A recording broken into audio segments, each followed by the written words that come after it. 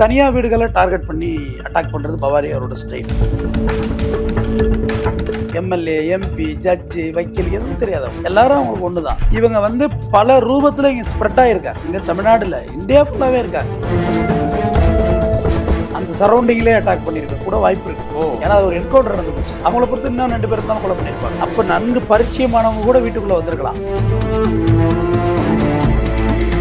ஆனால் பவாரியர்கிட்ட மொபைல் கிடையாது. அது ஒரு பெரிய ட்ராபேக். நீங்கள் அவங்கள்ட்ட செல்ஃபோன் இருக்காது, மேனுவல் கான்டாக்ட் மட்டும் தான். நகைக்கா கொலை நடந்துச்சுன்னா டைவர்ட் பண்ணுறது கூட ஆகிடும். ரேப் பண்ணி கொலை பண்ணி உள்ள ஒதுக்கி போட்டு ஒரு 5-6 தெருநாய் அடிச்சு போட்டாங்க பாழங்கணத்தில். ஃபோனோட பாடி உள்ள இருக்கு, கல்லை கட்டி உள்ள இருக்கிட்டாங்க. இவ்வளோ அடிச்சவங்க ஃபோனை ஒரு அடிச்சு நொறுக்கி அடிச்சுட்டு போக தெரியாதான்னு கேட்டேன். நம்ம காவல்துறை லேசாவில் அடிச்சிடாங்க. அப்படி நீங்கள் ஏதாவது விளையாட்டா இருப்பாங்க, என் கள்ளத்தில் இறங்கிட்டாங்கன்னா காலி பண்ணி விட்டுருவாங்க, உடைய மாட்டாங்க கூட. அந்த கொங்கு பெல்ட்லேயே அட்டாக் பண்ணியிருக்காங்க. நாமக்கல்ல சுட்டத்துக்கான ஓம் பிரகாஷ் அந்த குரூப்பாக கூட இருக்கலாம். கவலையின்றி சுவாசியுங்கள். உலகின் தலை சிறந்த மருத்துவர்கள் உங்களுக்கு சிகிச்சை அளிக்கிறார்கள். நுரையீரல் அறுவை சிகிச்சையில் உலக விகிதத்தை விட அதிக வெற்றி. நீங்கள் புகைப்பிடிக்கும் பழக்கம் உள்ளவரா? ஆண்டுக்கு ஒரு முறை லோ டோஸ் சிடி ஸ்கேனில் பரிசோதித்து உங்களையும் உங்கள் குடும்பத்தாரின் பாதுகாப்பை உறுதி செய்து கொள்ளுங்கள். ரூபாய் 5000 மதிப்புள்ள பரிசோதனை ரூபாய் 2500 மட்டுமே. தங்கம் மருத்துவமனை, நாமக்கல் மற்றும் கான்பூர். சிறப்பு விருந்தினர் குற்றவியல் வழக்கறிஞர் டாக்டர் ஆர்.எஸ். தமிழ்வேந்தன் அவர்கள். சார் வணக்கம். வணக்கம். இன்று பாத்தீங்கன்னா திருப்பூர் மாவட்டம் பல்லடம் அருகே தேன்மலை கவுண்டமலை நினைக்கிறேன். அந்த ஊர்ல கிட்டத்தட்ட தாய், தந்தை, மகன் உட்பட 3 பேரை பவானியர் கொள்ளை படையில இன்னைக்கு ஒரு கொலை நடந்திருக்கு. இந்த கொலையை எப்படி சார் பாக்குறீங்க நீங்க? முதல்ல தெய்வ சிகாமணி இறந்த தெய்வ சிகாமணி அலமேலு, செந்தில்குமார் மூவருக்கும் என்னுடைய ஆழ்ந்த இரங்கலையும் அனுதாபங்களையும் தெரியப்படுத்தி கொள்கிறேன். இந்த சம்பவம் ரொம்ப ரொம்ப துயரமான சம்பவம். இந்த சம்பவத்தை யார் செஞ்சாலும் சட்டப்படி காவல்துறை உரிய நடவடிக்கை எடுக்க வேண்டும். அவர்களுக்கு கடுமையான நீதியின்பால் அவங்களுக்கு கடுமையான தண்டனை வாங்கி கொடுக்க வேண்டும். நீங்கள் சொன்னது உண்மை. பவாரிய கொள்ளையர்களோட ஸ்டைல் இதில் இருக்குது. ஏன்னா பவாரிய கொள்ளையர்கள் டார்கெட் பண்ணது எல்லாமே தனியாக உள்ள வீடுகளை தான் டார்கெட் பண்ணுவாங்க. நீங்கள் மேக்ஸிமம் போயிருப்பீங்கன்னு நினைக்கிறேன். சேலம் நெருக்கடியான இருக்கும் வீடு, தனித்தனியாக வீடு இருக்காது. ஆனால் Salem to Namakkal bypass, Salem to Coimbatore bypass, Tiruchengode இந்த பகுதிகள், கோயம்புத்தூரே பார்த்தீங்கன்னா ஒரு பண்ணை வீடுகளாக தான் இருக்கும். தென்னந்தோப்பு நடுவில் ஒரு வீடு இருக்கும். இப்போதான் இந்த விற்கிறது வராங்க. ஏன்னா அந்த காலத்துலேருந்து நல்ல வசதியான இடங்கள் அது. அப்போ இந்த தனியார் வீடுகளை டார்கெட் பண்ணி அட்டாக் பண்ணுறது பவாரியாரோட ஸ்டைலு. அதில் மாற்றமே கிடையாது. ஏன்னா நம்ம ஆளுங்க நாய்க்கு பயப்படுவாங்க. ஆமாம், நாய் கிடக்கும். அந்த மாதிரி வீடுகளில் கண்டிப்பாக நாய் கடிச்சு போடுவது. இவங்க முதல்ல புளியே 2 கிழிச்சு போட்டாங்க. இதில் ஊட்டியில் ஒரே ஆள் புளியே கிழிச்சு போட்டான். சிறுத்தையை பிடிச்சி கிழிச்சு போட்டான். அந்த மாதிரி ஆளு எதுக்கு மேடம் மாட்டாங்க. யார் செய்வீங்க இந்த பவாரியர் கொள்ளையர்கள்? யார்? பேசிக் ராஜஸ்தான் தான் பவாரியர்கள். அவங்க ராஜபுத்திரர்கள்னு ஒரு வகைராக்கள் உண்டு. அவங்க எல்லாமே ஒரு காலத்தில் துப்பாக்கிக்கும் வெள்ளைக்காரனுக்கும் எல்லாருக்கும் பயந்து காட்டுக்குள்ளே போனவங்க தான். அவங்களுக்கு எதுவுமே தெரியாது. அவங்களுக்கு இந்த இரக்கம், மனித மாண்பு இருக்காது. இதான பவாரிகளோட ஸ்டைல் தான். காவல்துறை அவங்கள தான் சஸ்பெக்டும் பண்ணுறாங்க. எப்படின்னா அவங்கள கொண்டு தான் எடுத்துகிட்டு போவாங்க. உதாரணத்துக்கு 2005 ஏடிஎம்கே ஆட்சியில் அவங்களோட மந்திரி சுதர்சனம் கும்மிடிப்பூண்டியில் அவரே கொண்டாங்க, அவர் மகனை கொண்டாங்க. அவங்க வீட்டில் பூந்து அட்டாக் பண்ணி நகை அழுட்டு போனாங்க. இதை இப்போ இந்த எதுக்கு சொல்ல வந்தேன்னா அவங்களுக்கு யாருமே தெரியாதுன்னு சொல்ல வந்தேன். எம்எல்ஏ, எம்பி, ஜட்ஜு, வக்கீல் எதுவும் தெரியாது அவங்களுக்கு. எல்லாரும் அவங்களுக்கு ஒன்று தான். அவங்க தேவை நகை பணம் அட்டாக், அவ்வளோதான். இங்கே மகாலட்சுமி ஜுவல்லர்ஸ் அடிச்சுட்டு போனாங்க. இங்கே குளத்தூரில் எல்லாமே ராஜஸ்தான் தான். அதில் பிடிக்க போன பெரிய பண்ணு சுட்டு இறந்து போயிட்டார்.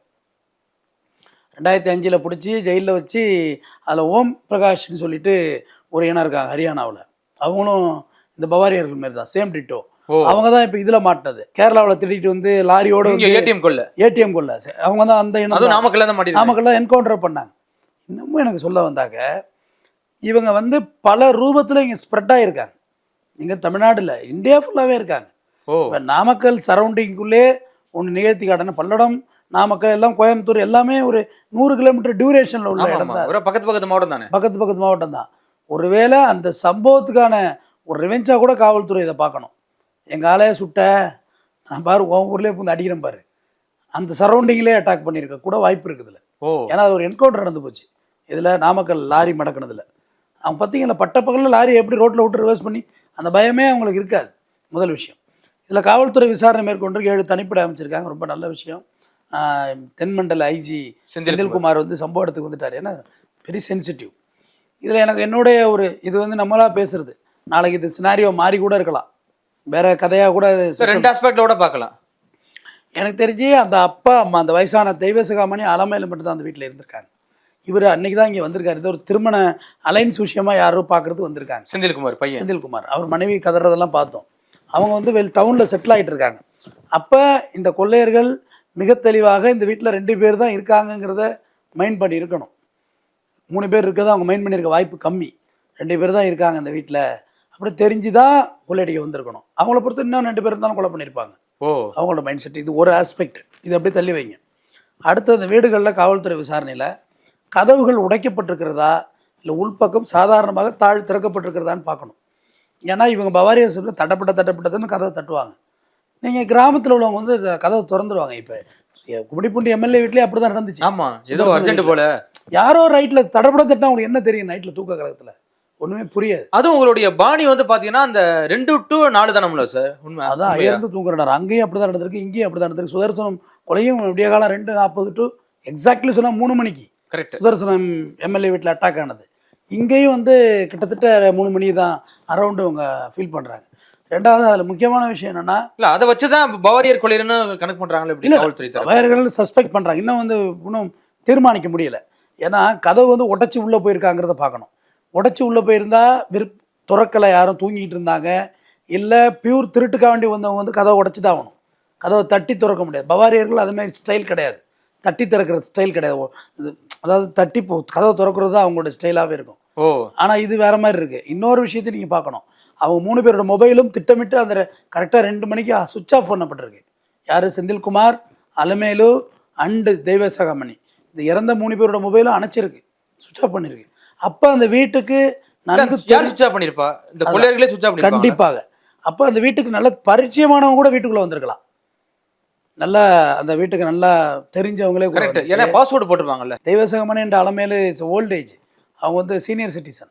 அவங்கள்ட்ட எவ்வளோ அட்வான்ஸ் மொபைல் இருந்துன்னு தெரியல. பட் செந்தில்குமார்கிட்ட எப்படி மொபைல் இருந்தால் பார்க்கணும், அதெல்லாம் விசாரணையில் பார்க்கணும். அப்போ நன்கு பரிச்சயமானவங்க கூட வீட்டுக்குள்ளே வந்திருக்கலாம். வீட்டுக்குள்ளே வந்து நல்லா பேசிகிட்டு இருந்துட்டு ஒருத்தட்ட என்ன பெரியப்பா, என்ன பெரியம்மா, என்ன அண்ணன்னு சொல்லி ஒன்றா கூட ஆஃப் பண்ணி இருந்திருக்கலாம். அதுக்கும் வாய்ப்பு இருக்குது. இல்லை அது எப்படி சார் 2:30 மணிக்கு இப்படியே நடக்கிற சம்பவத்துக்கு எப்படி? 2:30 மணிக்கு உங்கள் வீட்டுக்கு கெஸ்ட்டு வரவே மாட்டாங்களா? கிராமத்தில் வருவாங்க. டவுனில் தாங்க மணிக்கணக்கெல்லாம். கிராமத்தில் வருவாங்களே, முன்கூட்டியே வந்திருக்கலாம். இப்போ இவங்களோட 3 பேரோட மொபைலையும் வந்து சிடிஆர் எடுக்கிறாங்க, யார் யார் கால் வந்திருக்கு போயிருக்குன்னு.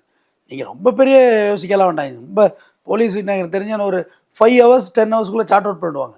ரெண்டாவது அந்த ஏரியாவில் யாரெல்லாம் சிக்னல் இருந்ததுன்னு பார்ப்பாங்க. ஆனால் பவாரியர்கள்ட்ட மொபைல் கிடையாது, அது ஒரு பெரிய ட்ராபேக். ஆமாம், நீங்கள் அவங்கள்ட்ட செல்ஃபோன் இருக்காது, மேனுவல் கான்டாக்ட் மட்டும் தான். அந்த தீரன் படம் கூட அதை வச்சு தான் வந்தது. ஜாங்கிட்டு போய் வடக்க போய் பிடிச்சி வந்தார்ல, அதை வச்சு தான் எடுத்தாங்க. அவங்கள்ட்ட மொபைல் கான்டாக்டில் இருக்காது. ஒருத்தரை மேனுவலாக தகவல் சொல்கிறத வச்சு தான் வருவாங்க.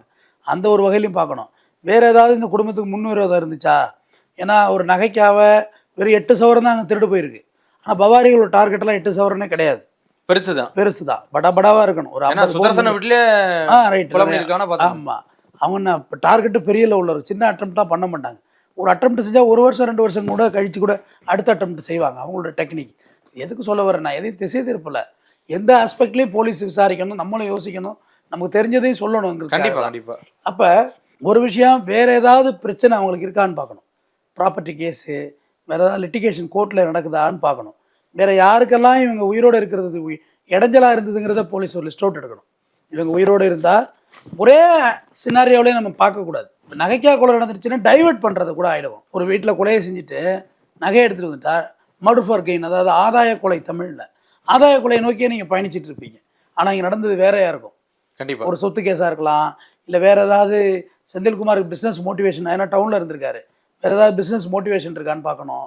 இல்லை நிறைய ஆஸ்பெக்டில் நீங்கள் பார்க்கணும். இன்றைய ஒரு நாள் எமோஷ்னலாக அங்கே நடக்கிறத வச்சு நீங்கள் தடுமாறுறீங்கன்னா விசாரிக்க முடியாதுன்னு சொல்ல வர்றேன்.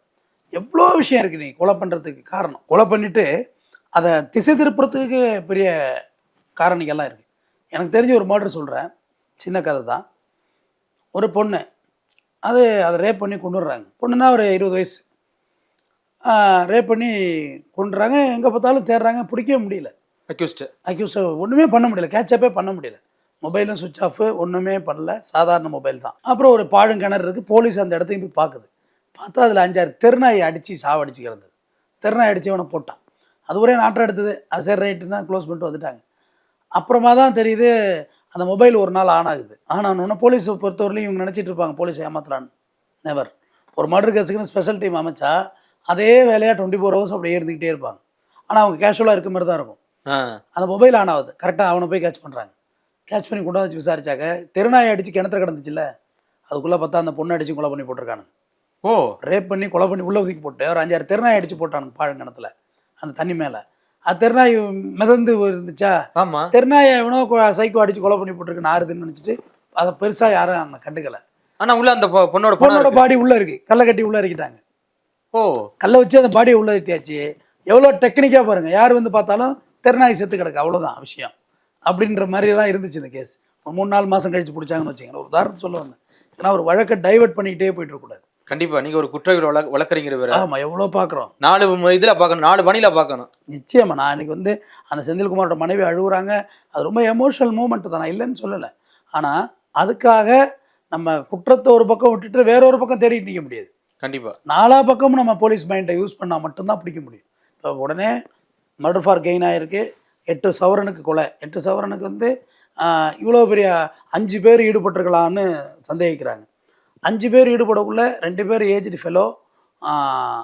இவ்வளோ பெரிய கொடூரத்தை அரங்கேற்ற வேண்டிய அவசியம் இல்லை. 200% இவங்க இறந்தே ஆக வேண்டுங்கிறதுல தெளிவாக இருந்திருக்காங்க. ஆமா இப்போ ஃபோனை அமர்த்திட்டு போயிருக்கான். ஃபோனை தூக்கி கொண்டு வெளியில் கூட போட்டு போயிருக்கலாம். இப்போ வேணா எப்படி யோசிப்பீங்கன்னா, ஃபோனை அமர்த்திட்டாக்க வேறு யாருக்காவது கால் பண்ணிடாமல் இருந்ததுக்காக அமர்த்திருப்பாங்கன்னு. அமர்த்தி அங்கே தானே இருந்துச்சு, எடுத்து ஆன் பண்ணி கால் பண்ண தெரியாதா? கண்டிப்பா இதெல்லாம் நமக்கான தேவையில்லாத குழப்பத்தை உண்டு பண்ணிட்டு போகிறது. ஃபோனை அந்த இடத்தோட தூக்கி இவ்வளோ அடித்தவங்க ஃபோனை ஒரு அடிச்சு நொறுக்கி அடிஞ்சிட்டு போக தெரியாதான்னு கேட்டேன். அதானே ஒரு ராடில் வச்சு ஒரு சும்மா உள்ள ஒரு கீழே போட்டு உடைச்சா முடிஞ்சு போச்சு, நாளாக போயிட போகுது ஃபோனு. அப்போ ஃபோனை அமர்த்தி இருக்கு. அப்போ இது உங்களுக்கு சந்தேகத்தை உண்டு பண்ணலையான்னு கேட்குறேன். பல ரூட்டில் நம்மளை திசை திருப்புறது. கண்டிப்பா இந்த விசாரணை வந்து டைவெர்ட் ஆகிட்டே இருக்குது, குழம்பிக்கிட்டே இருக்குது. அங்கனக்குள்ளேயே சுத்த விடுறது நம்மளை. இப்போ ஒன்ஸ் இங்கனக்குள்ளேயே அக்யூஸ் இருக்க மாதிரி இருக்கும். அக்யூஸ் ஒரு 200 கிலோமீட்டர் தாண்டி போயிட்டு இருப்பாங்க. ஆனால் நம்ம அங்கனக்குள்ளேயே தேடிட்டு இருப்போம், அந்த இடத்துலேயே தேடிட்டு இருப்போம். ஆனால் அக்யூஸ் தாண்டி இருப்பான். சில இடத்துல 200 கிலோமீட்டர் சொல்ற மாதிரி பார்த்தீங்கன்னா இந்த ஏடிஎம் கொள்ளையரே பார்த்தீங்கன்னா கொள்ளையடிச்சது கேரளாவில், ஆனால் மாண்டு பார்த்தீங்கன்னா நாமக்கல்ல. கிட்டத்தட்ட நீங்கள் சொல்ற மாதிரி ஒரு 200 கிலோமீட்டர் தாண்டி வந்திருக்குமா? நிச்சயமா அங்கே தேடிட்டு இருக்காங்க கேரளாவில். இவங்க வந்து இவங்க டோல்கேட்டில் நின்று வந்துருந்தா மாட்டியே இருக்க மாட்டானுங்க. கண்டிப்பா இவங்க டோல்கேட்லாம் வயலேட் பண்ணணுன்னு தான் தேட ஆரம்பிச்சு. அங்கே தேடிட்டு இருந்தது ஒரு காரை தான் தேடிட்டு இருந்தானுங்க. சுட்டு காரை தான் கேரளாவில் தேடிட்டு இருந்தானுங்க. அதான் தூக்கி ஒரு லாரிக்குள்ளே ஏற்றிட்டானுங்க ட்ராலி போட்டு. ஆனால் இங்கே வந்து கண்டெய்னர். ஆனால் இங்கே வந்தது கண்டெய்னர். இவங்க ப்ராப்பராக நின்று ஒழுங்காக போயிருந்தாலே மாட்டிருக்க மாட்டானுங்க. நாமக்கல்ல ஒரு 2 வீலர் தட்டுறானுங்க, இறங்கி பேசி ஈஸியாக 1000, 2000, 5000, 10,000 படத்தை கொடுத்து தான் மாட்டிருக்க மாட்டானுங்க. ஏன்னா இவனுங்க அவனுக்கு புரியலை இங்கே உள்ள நம்ம நிலவியல் அமைப்பு, நம்ம காவல்துறையோட மைண்ட் செட்லாம் அவனுக்கு தெரியல. நம்ம காவல்துறை அவள் லேசாவில் நினச்சிடாதீங்க. சும்மா அப்படி நீங்கள் ஏதாவது விளையாட்டாக இருப்பாங்க, என் கள்ளத்தில் இறங்கிட்டாங்கன்னா காலி பண்ணி விட்ருவாங்க, விடவே மாட்டாங்க உங்களை. அப்படி தான் இப்போ ஸ்டேஜ் ஆகிப்போச்சு. இப்போ இந்த சம்பவத்தில் பாருங்கள், செல்ஃபோனை அமர்த்தி வச்சிருக்கு, கதவு உடைக்கப்படலை, 3 பேரும் கொலை செய்யப்பட்டிருக்காங்க. விடியகால நேரம், தனி வீடு, மனைவி பார்த்து அழுகுறாங்க. செந்தில்குமார் மனைவி பார்த்து கதறாங்க. எல்லாமே இருக்கட்டும், எல்லாம் எமோஷனல் மூமெண்ட். நம்ம அதை வச்சு குற்றவாளிகளை தப்பிக்க விட முடியாது. ஆமாம், யாரையும் எது நடந்ததுங்கிறத நம்ம தீர்மானம் விசாரிக்கிறதுல தான் சில விஷயங்கள் இருக்குது. இப்போ நான் சொன்ன இந்த சந்தேக கோணங்கள் இருக்குல்ல, இதில் உங்களுக்கே ஒரு குழப்பத்தை உண்டு பண்ணியிருக்கோம். கண்டிப்பாக இது எந்த ஆங்கிளில் பார்க்குறது, இந்த கொலை எந்த ஆங்கிளில் பார்க்குறதுன்னு இல்லை. காவல்துறை இப்போ 5 ஆங்கிள் சொன்னேன். இந்த 5 ஆங்கிளில் ஒரு ஆங்கிளை எடுக்கணும். பட் 5 ஆங்கிளில் இப்போ 7 தனிப்பட இருக்குன்னா 7 பேர் 7 விதமான இதுக்கு அனுப்பணும். ஒருத்தர் நியூஸ் மெசேஜ் மெர்ஜாக்கினா மட்டும்தான் கேட்சப் பண்ண முடியும். ஏன்னா இப்போ சுற்று வட்டார எல்லா ஏரியாலும் சிசிடிவி கேமரா இருக்குது. கண்டிப்பாக. இன்னொன்று, ஆனால் சார் இப்போ இந்த பவாரியர் கொள்ளை பாணின்னு சொல்கிறாங்க. பவாரியரோட இப்போ காலைல கொலை பண்ணிட்டு நேரம் தாண்டி போயிருக்கலாம்ல, கர்நாடகா தாண்டி கூட போயிருக்கலாம்ல. கிருஷ்ணகிரி வரைக்கும் இங்கே செக் போஸ்ட் போட்டுருக்காங்க. இன்றைக்கி போகிறதுக்கு அவுட் ஆகிறது எத்தனை வழி இருக்குது? ஒன்று சென்னை வந்து போகணும், இல்லை பெங்களூர் கிருஷ்ணகிரி வழியாக போகணும். வேறு ஏது வழி? வடக்க போகிறதுக்கு வேற எங்கே இருக்கு வழி? இங்கேருந்து வழி கிடையாது. அந்த அப்படியே வந்தாக்க சேலம் இல்லை நேராக போயிருக்க மாட்டான்னு சொல்ல வரீங்களா? அப்படி அதான் சொல்கிறேன். அடுத்த கட்ட சிசிடிவி ஃபுட்டேஜ் பார்க்காம எதுவுமே நம்ம சொல்ல முடியாது. ஃபுட்டேஜ் பார்க்கணும். இப்போ அவ்வளோ க்யூட்டாகலாம் இங்கே தப்பிச்சு போயிட முடியாது. 2 ஆப்ஷன்.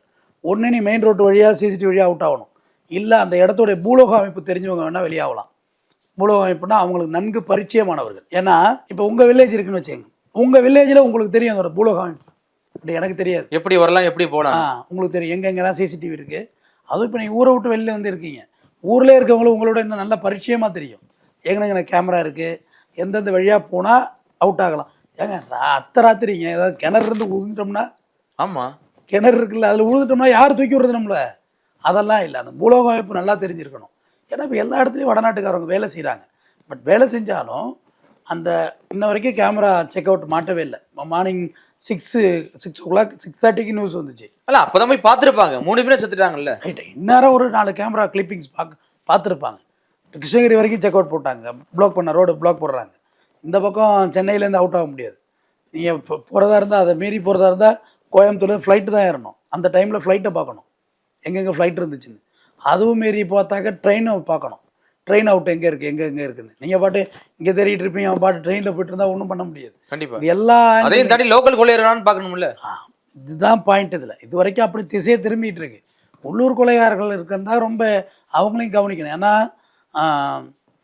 அந்த இது வரைக்கும் சிசிடிவி ஃபுட்டேஜ் இல்லவங்கள அக்கம் பக்கத்தில் உள்ளவங்களா கூட இருந்திருக்கலாம், அவங்களுக்கு வேண்டப்பட்டவங்க. அதான் சொல்கிறேன், அவங்கள மரணித்தாக வேண்டிய கட்டாயம் யார் யாருக்கு இருந்துச்சுங்கிறத விசாரிக்கணும், உறவுக்குள்ளேயும் விசாரிக்கணும். அவங்க உயிர் இருக்கக்கூடாது அதில். மீனிங் செந்தில்குமார் அவர் உயிராக தனியாக பிரித்து பாருங்கள். அந்த தாத்தா பாட்டி தெய்வசிகாமணி அலமேலு அவங்க 2 பேர் உயிரை தனியாக பிரித்தா சில விஷயங்கள் உங்களுக்கு புரியும். ஆமாம், பிரித்து பாருங்கள். செந்தில்குமாருக்கு தனிப்பட்ட முறையில் எதுவும் விரோதம் இருந்துச்சா, இவருக்கு என்ன பிஸ்னஸ் பண்ணார், இவருக்கு யாருக்கு முன்னாடி கான்ட்ரவர்சி இருந்துச்சா, வேறு ஏதாவது சண்டை இருந்துச்சா அப்படின்றது ஒரு அன்னைக்கே அவர் இங்கே வரணும், அன்னைக்கே அவர் இங்கே வந்தார், இவர் பிளான் பண்ணி இங்கே வரவழைச்சாங்களா, இல்லை ஆல்ரெடி இவர் யதார்த்தமான ப்ரோக்ராமாங்கிறத முதல்ல விசாரிக்கணும். முதல்ல நம்ம இடத்துல விசாரணை முடிச்சாதாங்க நீங்கள் வெளில போய் விசாரிக்க முடியும். கண்டிப்பாக வெளில ஒரு குரூப் போனபடி போட்ட தனிப்பட இங்கனக்குள்ள உள்ள விசாரணை க்ளீன் பண்ணணும்ல, அது ஒரு பாயிண்ட்டு. அடுத்து தெய்வசிகாமணி அண்ட் அலமேலு தம்பதியினர் இவங்களுக்கு யாருக்காவது லிட்டிகேஷன் இருந்தா, ப்ராப்பர்ட்டி லிட்டிகேஷன் அப்படின்றத பார்க்கணும். அவங்களுக்கு ஏதாவது தனிப்பட்ட விரோதம் இருந்துச்சுன்னு அவங்கள கொலை பண்ண வந்து இவர் இருந்து சேர்ந்து மாட்டிருக்கலாம், தடுக்க போயிருக்கலாம், அப்பா அம்மா அடிக்கக்குள்ள தடுக்க கூட போயிருக்கலாம். கண்டிப்பாக இது எல்லா விசாரணையும் நீ பார்க்கணும். தாழ் எப்படி உடைக்கப்பட்டிருக்கா, இல்லை உள்பகமாக திறக்கப்பட்டிருக்கா அப்படின்றத கவனிக்கணும். எல்லாத்தையும் கூட்டி பார்த்தா தான் அதோட விவரம் முழுசாக தெரியும். ஏன்னா 8 சவர நகைங்கிறது நீங்கள் பெரிய விஷயம் இல்லைங்க. என்னங்க 4 லட்ச ரூபா வருமா, அவ்வளோதான். செகண்ட் ஹேண்டில் விற்றா 3 லட்சம் 3 லட்ச ரூபா விற்கும், அவ்வளோதான். அதுக்காண்டி இவ்வளோ பெரிய அட்டெம்ப்ட் பண்ண மாட்டாங்க. ப்ராப்பர்ட்டி கம்மி இல்லை. இப்போ பவாரியர் கொள்ளைகள் இந்த சம்பவத்தை பண்ணியிருக்க மாட்டா சொல்ல வரீங்களா? அப்படி பண்ணியிருக்க மாட்டாங்கன்னு நான் சொல்ல முடியாது. ஏன்னா அதே சேம் அந்த கொங்கு பெல்ட்லேயே அட்டாக் பண்ணியிருக்காங்க. நாமக்கல்ல சுட்டத்துக்கான ஓம் பிரகாஷ் அந்த குரூப்பாக கூட இருக்கலாம். கண்டிப்பாக எங்களை இடம் சுட்டிங்க உங்கள் ஊர்லேயே செஞ்சு காட்டுறேன் பாரு, நான் அசிங்கப்படுத்துகிறேன் பாருங்கிற மைண்ட் செட்டாக இருக்கலாம். இல்லை சார், இல்லை நகை நிறையா இருக்குன்னு நம்பி கூட அட்டாக் பண்ணியிருக்கலாம். கண்டிப்பாக. ஆனால் பவாரியர்கள் ஒன் டேல அட்டாக் பண்ணுறது கிடையாது. அவங்களுக்கான லீடு ஃபுல்லாக எடுத்த பிறகு தான் செய்வாங்க. ஏன்னா இங்கே கிருஷ்ணகிரியில் அப்படி தான் ஒரு பேங்க் அடித்தாங்க, கூட்டுறவு பேங்க். ஒரு லாரியை கொண்டாந்து போட்டு லாரி ரிப்பேர் ஆன மாதிரி போட்டு வச்சுருது, அப்படியே உருண்டுகிட்டே போய் கேஸ் கட் பண்ணுறது. பெட்ரோல் வந்து அப்படியே உருண்டு வந்து லாரி கீழே பல்லா கொடுத்துட்டு டெஸ்ட்லாம் போச்சுட்டு வேலை பார்க்குற மாதிரி படுத்துருக்குது. நைட் லாரி ரிப்பேர் பண்ணுற மாதிரி, லாரி ரிப்பேர் பண்ணுறது. போலீஸ் போனோன்னு உருண்டுகிட்டே போகிறது, உருண்டு போய் இது வந்து ஏடிஎம் இங்கே வண்டி, அதில் அப்படி 2 ஸ்டெப் உருண்டோடனே இது வந்துடும். ஆமாம், ஹைவேல போகிற நீங்கள் பணம் எடுக்கணும்னு நினைச்சாலும் இப்போ பணம் எடுக்க வேண்டிய அவசியமே யாருக்கு இல்லை. ஜிபே ஃபோன்பே அது எல்லாம் அந்த போஸ்ட் ஆஃபீஸில் வரைக்கும் அக்கௌண்ட் ஓப்பன் பண்ணி இது வந்துட்டு ஸ்கேன் வந்துட்டு. ஆமாம். அப்போ நீங்கள் உங்களை யாரும் அந்த ஏடிஎம் மறைச்சிட்டிங்கன்னா சுத்தமாக பணம் எடுக்க வேண்டிய அவசியமே இருக்காது. எல்லாம் போயிட்டே தான் இருந்திருப்பாங்க. இவங்க அடித்து அழகாக எடுத்துகிட்டு போயிட்டாங்க. அதுவும் அவங்க தான் வடநாட்டிலேருந்து வந்தவங்க, லாரி பவாரியர் தான், பவாரியர்கள் தான். இப்போ இங்கே ஹரியானா சார் அவங்க எதுக்கு சார் இப்போ விடிய காலத்தை ஏன் தேர்ந்தெடுக்கணும்? விடிய காலங்கிறது எல்லாருமே அதீந்த தூக்கத்தில் இருக்க ஒரு நேரம், அது ஆழ்நிலை தூக்கம்.